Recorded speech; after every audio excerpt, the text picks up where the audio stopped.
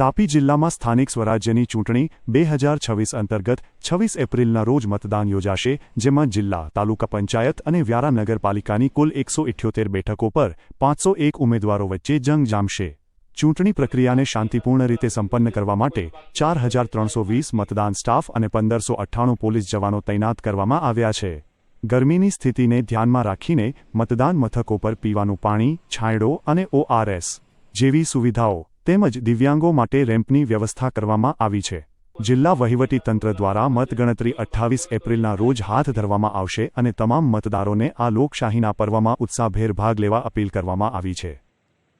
26મી તારીખના રોજ તાપી જિલ્લામાં જિલ્લા તાલુકા પંચાયત અને વ્યારા નગરપાલિકાની ચૂંટણી યોજાવાની છે, જેમાં જિલ્લા પંચાયતની તમામ 26 સીટો અને 8 તાલુકા પંચાયત અને વ્યારા નગરપાલિકા માટે કુલ 501 ઉમેદવાર આ ચૂંટણીમાં છે.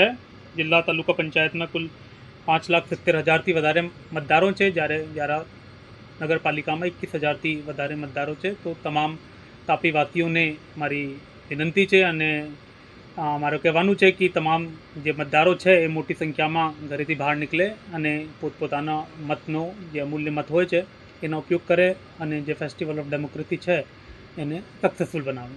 Thank you.